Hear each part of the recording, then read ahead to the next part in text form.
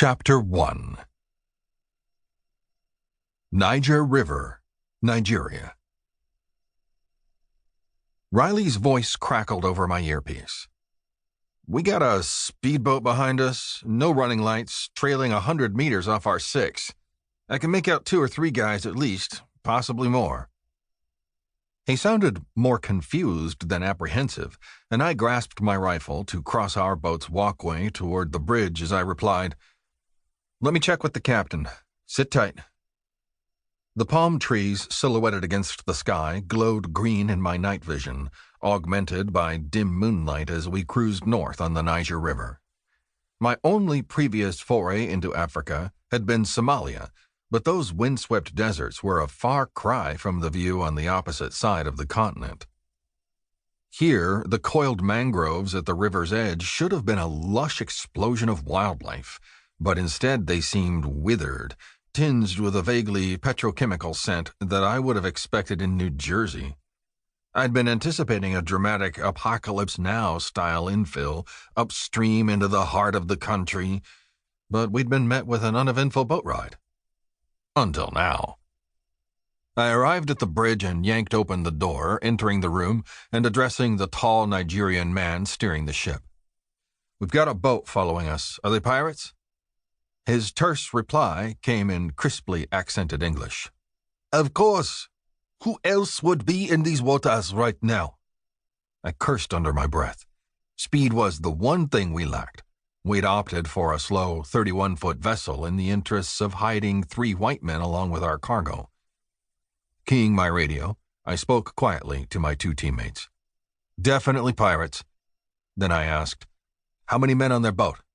"As few as 3, as many as 7. 3 to 7, I transmitted, releasing my radio switch as I felt the first tugging suspicion that this supposedly vetted boat driver could be complicit. If he made a wrong move in the coming proceedings, it would be my responsibility to take him out. "Can we bribe them?" I asked quickly.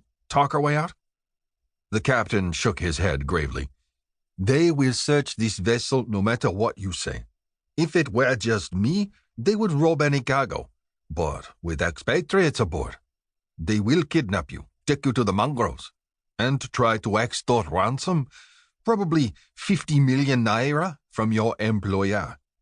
Well, wasn't that a subtle irony, I thought.